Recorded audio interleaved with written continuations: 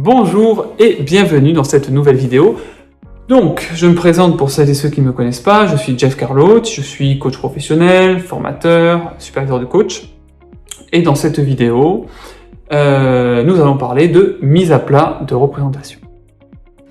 Mais avant d'aller plus avant, petite pause publicitaire, je viens de créer une page sur le site Tipeee pour que vous puissiez contribuer de manière, je dirais, sonnante et trébuchante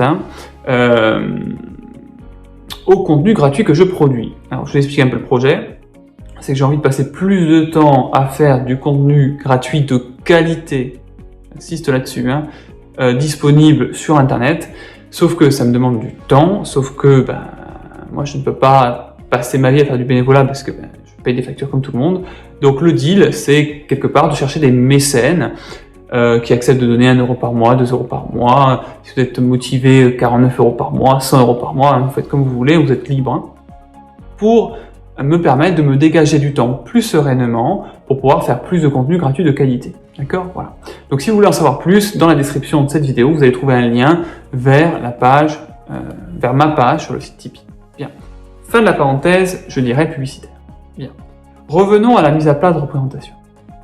Alors, déjà, j'ai commencé par un constat, vous avez sans doute déjà vécu, rencontré dans votre vie. Très souvent, vous pouvez tomber sur des gens qui parlent de leur vision des choses et qui n'écoutent pas du tout la vision des autres.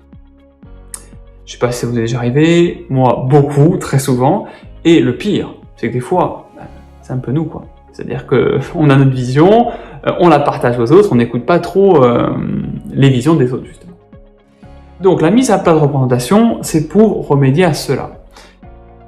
C'est un exercice, c'est un protocole que je vous invite à faire en groupe.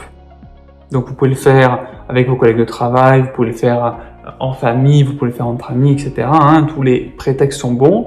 Et c'est un exercice dans lequel le groupe ou chacun des membres du groupe va donner quelque part sa définition d'un terme. Par exemple, qu'est-ce que l'amour, qu'est-ce que le respect, qu'est-ce qu'une équipe efficace, qu'est-ce que la réussite, qu'est-ce que l'échec, qu'est-ce qu'une démocratie, qu'est-ce qu'une dictature. Vous pouvez prendre n'importe quel terme de manière à inviter chacun des membres à définir ce que représente ce terme pour lui ou pour elle.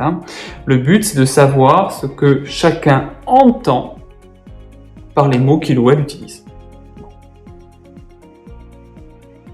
Donc, voici le protocole. Première étape, ça va être de désigner ce que on appelle dans le milieu du coaching un responsable du processus. C'est-à-dire quelqu'un qui va être garant du bon déroulement de l'exercice. Bien. Petite astuce, là aussi, si vous vous sentez motivé pour le faire, proposez-vous, dites écoutez, je me propose de prendre la main sur le déroulement de l'exercice, est-ce que vous êtes d'accord? Ou plutôt, vous dites qui est contre, personne n'est contre, ok, donc c'est vous, et puis vous enchaînez, pour aller plus vite, plus efficacement. Bien. Donc première étape, vous allez poser une question, donc par exemple, qu'est-ce que l'amour? Et vous allez inviter chacun des participants à mener une réflexion individuelle préalable en silence. C'est-à-dire que vous allez demander à chacun des membres du groupe de réfléchir et d'écrire, d'accord, de poser par écrit sa définition de ce que c'est que l'amour. Bien. Cela en silence.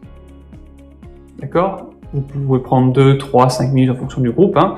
Au bout de 3 minutes, par exemple, vous dites qui a besoin de plus de temps. Si personne se lève, c'est que si aucune main se lève, c'est que c'est bon. Sinon, vous laissez 1 minute, 2 minutes en plus. Je voulais gérer ça en intelligence de situation. Bien.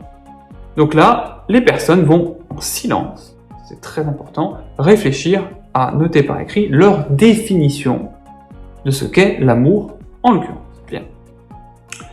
Et l'étape suivante, ça va être de faire, je dirais, ce qu'on appelle une restitution en plénière. Ah oui, attendez, j'ai oublié de vous dire un petit truc. Le responsable du processus ne note pas ce qu'est pour lui l'amour. Il ne participe pas à la production du contenu, d'accord ? Il n'est responsable que du processus. C'est-à-dire que lui, il ne va pas noter par écrit sa définition de ce qu'est l'amour, etc. D'accord ? Voilà. Donc, Étape suivante, ça va être ce qu'on appelle une restitution plénière, c'est-à-dire que chacun des membres du groupe va donner à tour de rôle sa définition. Attention, le responsable de processus, il doit veiller à plusieurs choses. Il doit veiller notamment à ce que les autres écoutent sans interrompre, sans parler. Voilà. Il doit veiller aussi à ce que les différents participants aient un temps de parole, je dirais, équitable. Et le responsable de processus est également en charge de noter les réponses des différents participants au tableau. Bien. Voilà. Je dirais que c'est possible, éventuellement, pour les différents participants, de poser ce qu'on appelle des questions de clarification si quelque chose que dit la personne qui est en train de parler n'est pas clair. Mais attention, pas plus d'une ou deux questions par participant pour éviter de partir dans un débat. Donc ça, c'est le rôle du responsable de processus. Que va-t-il se passer? À ce stade, les gens, d'accord, vont constater qu'il n'existe pas qu'une seule définition. Avant, ils pensaient que leur définition était la seule qui existait. Qu'il n'existe pas une seule définition pour une notion comme l'amour, par exemple, ou comme la démocratie, ou comme le respect. D'accord?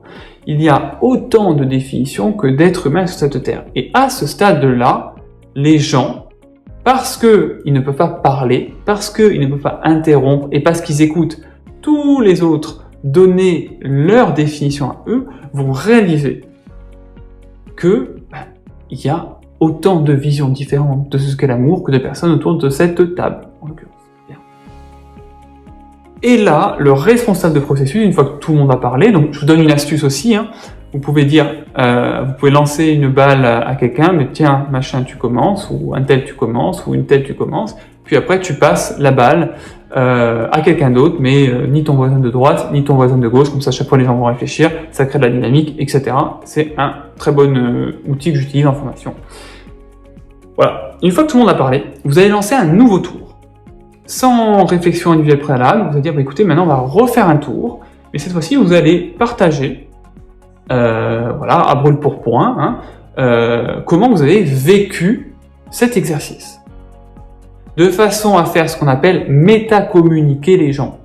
C'est-à-dire parler de leurs ressentis, parler de la façon dont on communique dans cet exercice, etc.